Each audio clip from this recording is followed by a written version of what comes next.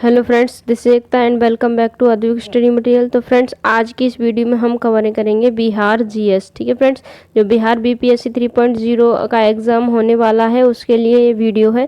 Friends, अगर आप मेरे चैनल पर नए हैं तो चैनल को सब्सक्राइब कर लेना। आज पूरा टॉपिक हम इसमें कवर करेंगे। ज़्यादा से ज़्यादा क्वेश्चन ऐसे होंगे जो आपके एग्ज़ाम में आए हुए हैं और आएंगे। ठीक है फ्रेंड्स, चलिए स्टार्ट करते हैं। पहला क्वेश्चन है इनमें से किसने भारतीय राष्ट्रीय कांग्रेस के प्रथम वार्षिक अधिवेशन की अध्यक्षता की थी। देखिए, भारतीय राष्ट्रीय कांग्रेस की जो स्थापना होती है 1885 में। ठीक है, 28 दिसंबर 1885 में भारतीय राष्ट्रीय कांग्रेस की स्थापना होती है। कहाँ पर? मुंबई में। मुंबई में इसकी स्थापना होती है 28 दिसंबर 1885 में। इसकी जो अध्यक्षता करते हैं वो करते हैं WC बनर्जी। इसकी जो अध्यक्षता करते हैं वो कौन करते हैं? WC बनर्जी करते हैं। और इसके जो स्थापना की थी वो किसने की थी? तो A.O. ह्यूम ने इसकी स्थापना की थी। A.O. ह्यूम ने इसकी स्थापना की थी। ठीक है फ्रेंड्स, नेक्स्ट क्वेश्चन है, इसका जो राइट आंसर है तो इसका राइट आंसर ऑप्शन नंबर 3 हो जाएगा। नेक्स्ट क्वेश्चन है, देखिए क्वेश्चन है, बिहार में बहने वाली पवित्र नदी फल्गु निम्नलिखित में से किन नदियों के संगम से बनती है। अब देखिए, फल्गु नदी है, ये बिहार की पवित्र नदी है। अब ये किन नदियों के संगम से बनती है? तो ये बनती है मोहाना और लीलाजन नदी के संगम से। दो नदियां हैं, मोहाना और लीलाजन। इन नदियों के संगम से हमारी फल्गु नदी बनती है। फल्गु नदी को गुप्त गंगा भी बोला जाता है, क्योंकि ज़्यादातर ये सूखी रहती है, इसलिए इसको गुप्त गंगा भी बोला जाता है।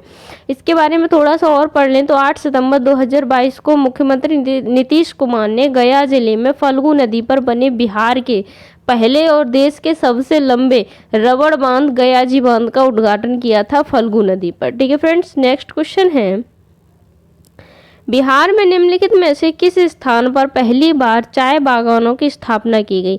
बिहार में, ठीक है, बिहार में पहली बार किस स्थान पर चाय बागानों की स्थापना की गई थी?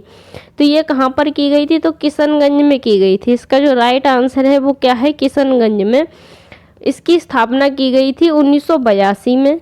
ठीक है, 1982 में इसकी स्थापना की गई थी। यहाँ पर जो अब चाय होती है वो 25 एकड़ में होती है। अब कितने एकड़ में होती है? तो 25 एकड़ में इसके चाय बागान हैं।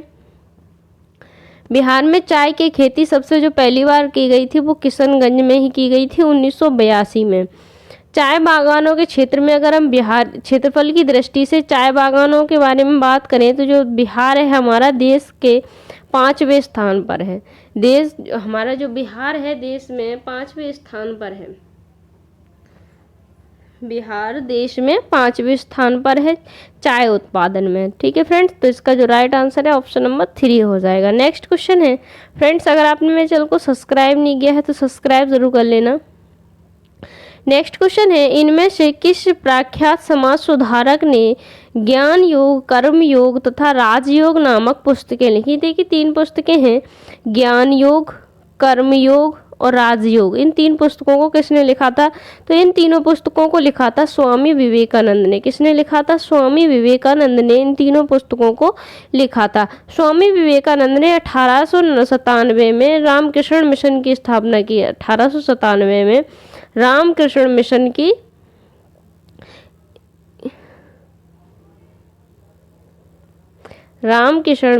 की स्थापना 1897 में स्वामी विवेकानंद द्वारा की गई। तो इसका जो राइट आंसर है क्या हो जाएगा? Option number 1।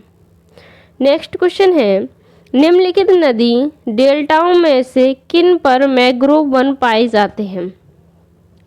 नर्मदा, सुवर्णरेखा, कृष्णा, गंगा। नीचे दिए गए कूट का प्रयोग कर सही उत्तर चुनिए। देखिए विकल्प इसमें छूट गए हैं, विकल्प नहीं दिए गए हैं। तो इसका जो राइट आंसर है वो कौन सा है? बी और डी है। देखिए जो सुवर्णरेखा और गंगा नदियां हैं ये अपनी मुहाने पर डेल्टा का निर्माण बनाती हैं। इसी में ये पूछा गया है कि निम्नलिखित में से नदी डेल्टाओं में से किन पर मैंग्रोव वन पाए जाते हैं? तो इसका जो राइट आंसर है वो है ऑप्शन नंबर बी और डी, दोनों ही सही हैं। ठीक है, बी और डी दोनों ही सही हैं। इन दोनों नदियों पर मैंग्रोव वन पाए जाते हैं। नेक्स्ट क्वेश्चन है,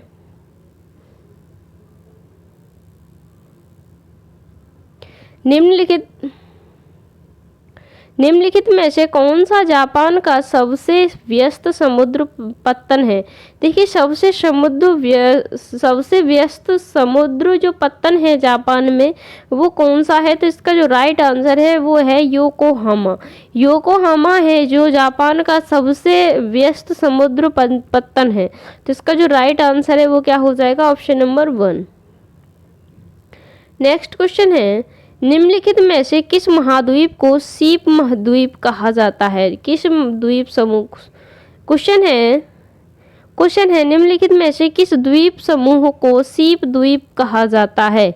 किनारी द्वीप, मदिरा द्वीप, फरो द्वीप, उपयुक्त में से एक से अधिक, उपयुक्त में से कोई नहीं। तो इसका जो राइट आंसर है वो क्या हो जाएगा? ऑप्शन नंबर 3 फरो द्वीप है जो इसको सीप द्वीप भी कहा जाता है। तो इसका जो राइट आंसर है वो क्या हो जाएगा? Option number 3। नेक्स्ट क्वेश्चन है, नीचे सूचीबद्ध अम्लों में से सबसे दुर्बल अम्ल कौन सा है? सबसे आपको दुर्बल अम्ल बताना है, सबसे आपको कमजोर अम्ल बताना है। हाइड्रोक्लोरिक अम्ल HCl, ये तो जो होता है ये सबसे प्रबल अम्ल होता है, तो ये हमारा ऑप्शन तो होगा नहीं। एसिटिक अम्ल की बात करें तो ये होता, इसका फॉर्मूला रासायनिक जो सूत्र होता है वो होता है CH3COOH। ये होता है हम एसिटिक जो एसिड होता है ये सिरके में पाया जाता है। जो सिरका होता है इसमें ये एसिटिक एसिड पाया जाता है। जल के साथ ये पूरा तरीके से नहीं घुल पाता है, तो ये क्या है? ये कमज़ोर अम्ल है। तो राइट आंसर क्या हो जाएगा आपका? ऑप्शन नंबर 2 हो जाएगा राइट आंसर। नाइट्रिक अम्ल जो होता है HNO3। नेक्स्ट क्वेश्चन है, बिहार का पहला और इकलौता मीठे पानी में रहने वाला कछुआ के लिए पुनर्वास केंद्र कहाँ बनेगा? देखिए बिहार का पहला और इकलौता बनने वाला कछुआ पुनर्वास केंद्र कहाँ बनेगा? तो ये बनेगा हमारा भागलपुर में। कहाँ पर बनेगा? भागलपुर में बनेगा कछुआ पुनर्वास केंद्र, बिहार का पहला और इकलौता केंद्र होगा। ठीक है, तो इसका जो राइट आंसर है वो क्या हो जाएगा? ऑप्शन नंबर 2 हो जाएगा। नेक्स्ट क्वेश्चन है,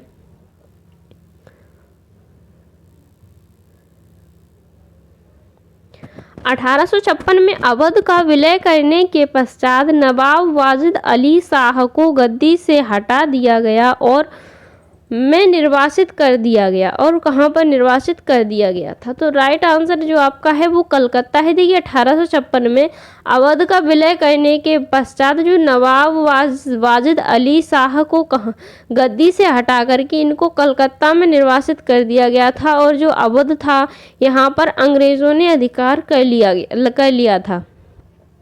अवध पर अंग्रेजों ने कब्जा कर लिया था। तो इसका जो राइट आंसर है ऑप्शन नंबर 3 हो जाएगा। नेक्स्ट क्वेश्चन है,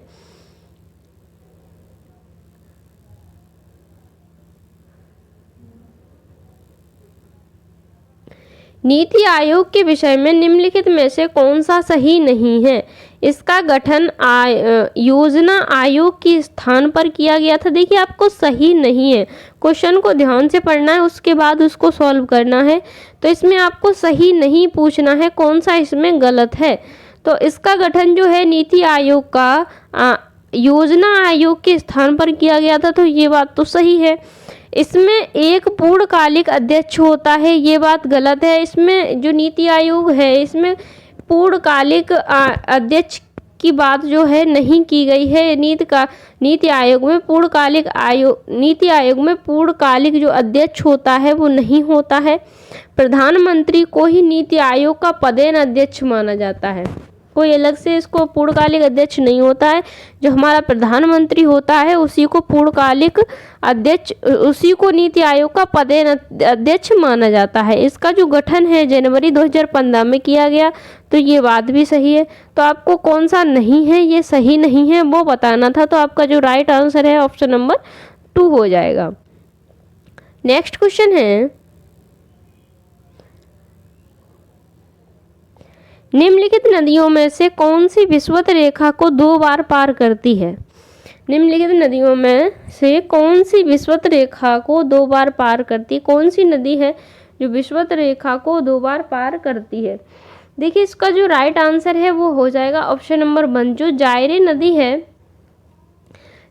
नदी है अफ्रीका की। अफ्रीका महाद्वीप की जो जायरे नदी है इसको कांगो नदी भी बोला जाता है। ठीक है फ्रेंड्स, इसको कांगो नदी भी बोला जाता है। ये विषुवत रेखा को 2 बार काटती है। और अफ्रीका की ही एक लिम्पोपो नदी है, वो मकर रेखा को 2 बार काटती है। क्वेश्चन अभी ऐसे आया है कि कौन सी नदी जो है विषुवत रेखा को 2 बार काटती है, तो जायरे, और ये पूछ लिया जाए कि कौन सी नदी है जो विषुवत मकर रेखा को 2 बार काटती है, तो अफ्रीका की ही एक नदी है लिम्पोपो। ठीक है, लिम्पोपो ये मकर रेखा को 2 बार काटती है। इसका जो राइट आंसर था ऑप्शन नंबर 1। नेक्स्ट क्वेश्चन है, तीव्र परिवर्तनों से होने वाले रेशम के कीड़ों और मेंढक के लार्वा के वयस्कों में रूपांतरण को क्या कहा जाता है? तो इनको जो कहा जाता है वो कहा जाता है कायांतरण। इसको बोला जाता है कायांतरण। इसका जो राइट आंसर है वो क्या हो जाएगा? Option number 2। देखिए, जो रेशम के कीट होते हैं, मेंढक के लार्वा होते हैं, तितलियां होती हैं, ठीक है, मेंढक होते हैं, इनका जो वयस्कों में रूपांतरण होता है उसको बोला जाता है कायांतरण। तीव्र गति से जो रूपांतरण होता है उसको बोला जाता है कायांतरण। तो इसका जो राइट आंसर है वो क्या हो जाएगा? ऑप्शन नंबर 2 हो जाएगा। नेक्स्ट क्वेश्चन है,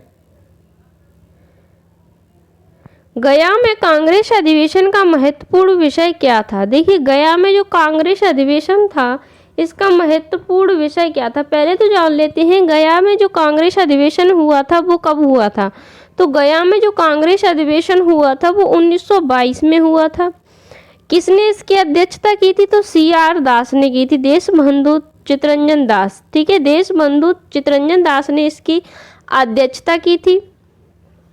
अब ये क्वेश्चन है कि इसका जो महत्वपूर्ण विषय था वो क्या था? इसका जो राइट आंसर है वो सांप्रदायिक समस्या था। इसको ध्यान से देखिए, समझेंगे। गया के जो कांग्रेस अधिवेशन सबसे प्रमुख विषय जो था वो विधान परिषद जो था उसमें शामिल होना या उसका बहिष्कार करना था। 1922 में भारतीय राष्ट्रीय कांग्रेस का अधिवेशन गया में किया गया था। 1922 में गया में इसकी जो अध्यक्षता की थी वो की थी देशबंधु चित्तरंजन दास ने, जो विधान परिषद में शामिल होने के पक्ष में थे, लेकिन बहुमत न होने के कारण ये संभव नहीं हो सका था। तो इसका जो विषय था कांग्रेस अधिवेशन का वो यही था, सांप्रदायिक समस्या थी। तो राइट आंसर हो जाएगा ऑप्शन नंबर 3। नेक्स्ट क्वेश्चन है, निविल मूल्य मतलब नेटवर्थ का सूत्र कौन सा है?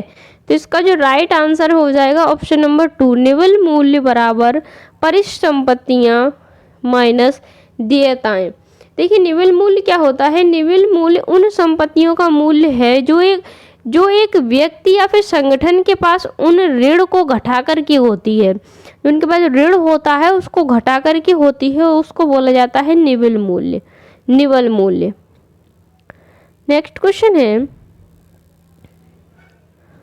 भारत का पहला वाणिज्य परमाणु ऊर्जा संयंत्र तारापुर निम्नलिखित में से किस राज्य में स्थित है? तो यह कहाँ पर है? महाराष्ट्र में।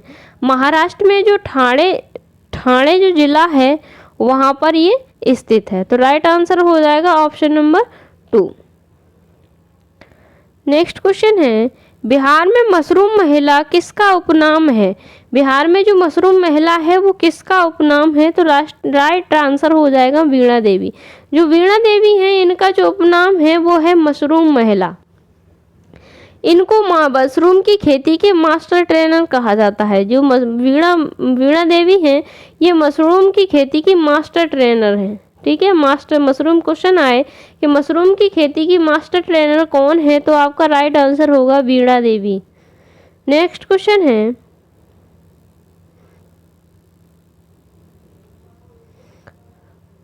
भारत सरकार ने राष्ट्रीय विकलांग वित्त निगम की स्थापना निम्नलिखित में से किस मंत्रालय के अंतर्गत की है?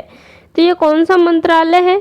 तो इसका जो राइट आंसर है वो हो जाएगा ऑप्शन नंबर 3, सामाजिक न्याय एवं अधिकारिता मंत्रालय।